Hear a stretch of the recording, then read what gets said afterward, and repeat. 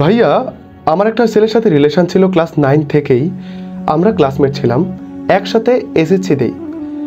ভালোই জিপিএ নিয়ে দুজন কলেজে ভর্তি হই। ও সায়েন্সে, আমি আর্টস নিয়ে। কলেজ লাইফও আমাদের ভালোই যাচ্ছিল। আমাদের খুব ভালো একটা সম্পর্ক ছিল, খুব ভালো একটা আন্ডারস্ট্যান্ডিং ছিল। তারপর আমরা এইচএসসি দেই।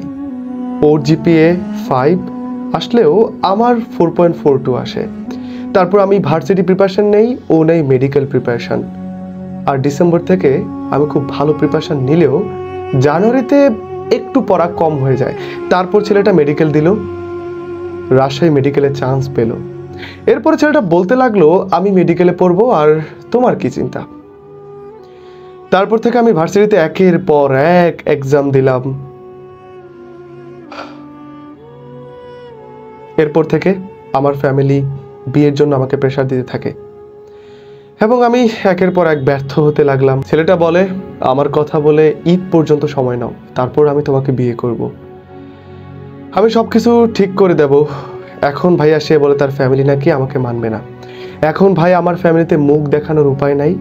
ভাই আমি ঘুরে দাঁড়াতে চাই। এখন আমি ভার্সিটি প্রিপারেশন নিয়ে ভার্সিটিতে চান্স পেয়ে সবাইকে দেখিয়ে দিতে চাই যে আমিও যোগ্য। তাই ভাইয়া আপনার কাছে সাজেশন নিতে চাই, কিভাবে পড়লে ভার্সিটিতে চান্স পাবো। আমি জানি না তাকে আমি কি সাজেশন দিব, কি সাজেশন দিলে ভার্সিটিতে চান্স পাবো। তবে একটা কথা আমি স্পষ্ট বলতে চাই যে পৃথিবীতে এমন একটা জিনিস যেটা চাইলে পৃথিবীর সকল শক্তিকে সঞ্চার করে এর দিকে ধেয়ে দিলেও এটাকে অফ করা যাবে না, থামানো যাবে না। সেটা হচ্ছে প্রেম, ভালোবাসা। আমাদের বয়সটা খুবই অদ্ভুত। আমাদের এমন একটা জীবনের বয়স যখন প্রেম ভালোবাসা একদিক থেকে আসে, আর মুদ্রার ওপিঠে আরেক দিক থেকে আসে ক্যারিয়ার গড়ার চিন্তা। দুইটা না ঠিক একই সাথে চলতে থাকে। ঠিক কি অদ্ভুত এক সময় কাটে। একদিকে মনে চায় যে তরুণ হলে তরুণীর চোখের দিকে তাকিয়ে, আর তরুণী হলে তরুণের চোখের দিকে তাকিয়ে হয়তো বাকি জীবনটা কাটিয়ে দেওয়া যাবে। কিন্তু একই দিকে আমাদের দরজা করা নাড়ে আমাদের প্রেম, অমোঘ ভালোবাসা। মনে চায় কারোর সাথে মিশতে, তার সাথে হয়তো সারা বছর সারা জীবন কাটিয়ে দেওয়া যাবে। কিন্তু বাস্তবতা হচ্ছে যে দিন শেষে আমাদের বেছে নিতে হয় যে আমরা আসলে কি করতে চাই, আমাদের ক্যারিয়ারটা কোন দিকে যাবে। হয় হতে পারে আমরা ছেলে কিংবা মেয়ে, যেই হই না কেন। এই গল্প থেকে আমরা কি জানতে পারি? ছেলেটা কিন্তু সব কিছুর পাশাপাশি মেডিকেলে চান্স পেয়েছে, সে তার যোগ্যতা স্বাক্ষর রেখেছে, সে পড়াশোনায় ফোকাস ছিল। কিন্তু মেয়েটা একের পর এক বিশ্ববিদ্যালয়ে পরীক্ষা দিয়ে কিছু ব্যর্থ হয়েছে। কোথায় ছিল তার ঘাটতি? সে তো ভালোবাসায় ডুবেছিল। হয়তো সে পড়াশোনায় ঠিকভাবে ফোকাস করতে পারেনি, কিংবা হয়তো ভেবেছে আমার প্রেমিক মেডিকেলে চান্স পেয়ে ডাক্তার হবে, আমি তার দিকে তাকিয়েই তার উপর নির্ভর করে আমি আমার বাকি সারাটা জীবন কাটিয়ে দিতে পারবো। এই যে নির্ভরতা, এই যে পরনির্ভরশীলতা, এটাই মেয়েটিকে থামিয়ে দিতে পেরেছে। শেষ পর্যন্ত কি হয়েছে? মেয়েটি আজ নিজেকে রিক্ত শূন্য ভাবছে। তবু মজার ব্যাপার, মেয়েটি ঘুরে দাঁড়াতে চাচ্ছে। এটা হচ্ছে সব থেকে দারুণ ব্যাপার। সমাজবিজ্ঞানে একটা সুন্দর ব্যাখ্যা রয়েছে। সে ব্যাখ্যা হচ্ছে যে ওয়েলথ, প্রেস্টিজ অ্যান্ড হচ্ছে পাওয়ার, এগুলো একটা আরেকটাকে আবর্তন করে ঘুরে। একটা পেলে একটা পাওয়া যায়। ধরেন আপনার ওয়েলথ আছে, টাকা পয়সা আছে, আপনি প্রেস্টিজ অটোমেটিক পাবেন। প্রেস্টিজ থাকলে আপনি পাওয়ার পেতে পারেন। অনেক সময় পাওয়ার থাকলে আপনি টাকা পয়সা কামাই নিতে পারবেন। বাংলাদেশে উদাহরণ দিলে আমরা বুঝতে পারি। টাকা পয়সা থাকলে আপনি আবার প্রেস্টিজ পাবেন। টাকা পয়সা যার আছে সবাই তার দিকেই স্যালুট করে।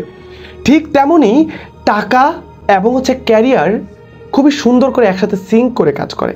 আপনার টাকা থাকলে আপনি নিশ্চিত, আপনি ধরে রাখেন, আপনি ভালোবাসা এবং ভালোবাসা দুইটাই পাবেন।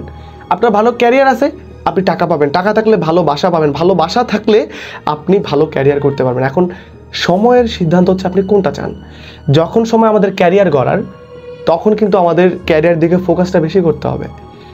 ভালোবাসা আসবে, ভালোবাসা থাকবে। আমি বললেও এটাকে স্টপ করা যাবে না। আমি জানি যারা দেখছো, তোমার জীবনে হয়তো ভালোবাসা বিরাজ করছে। কিন্তু একটু চিন্তা করে দেখো যে আগামী 1-2 বছর পর তোমার অবস্থান কি হবে। তুমি যে মানুষটা তোমার সাথে কমিটমেন্ট করছে, সেই কমিটমেন্ট কি রাখবে? সে নিজে জীবনে কিছু অর্জন করে সেই অর্জনের পাশে কি তোমাকে রাখবে, নাকি তোমার নিজেকে যোগ্য হতে হবে? এই যে নিজেকে যোগ্য হওয়ার যে তাড়না, যে বাসনা, যে কামনা, যে চিন্তা, যে চেতনা, যে উদ্দীপনা, যে উদ্বেগ, যে আবেগ, যে আশঙ্কা, যে আতঙ্ক, যে এগুলাই জীবনে বড় করে তোলে। ডিসিশন নিতে হবে। আমাদের চারপাশে হাজার হাজার উদাহরণ রয়েছে, হয়তো আমরা চোখ মেলে তাকাই না। চোখ খুলে ভালো করে দেখলে আমরা দেখব দিন শেষে আমি নিজে যেটা হই, নিজে যা করি, এই জিনিসটাই দিন শেষে থাকে, আর কিছু থাকে না। আমার নিজের লিডার আমার নিজেকেই হতে হবে, নিজেকেই হতে হবে, নিজেকেই হতে হবে। Good bye.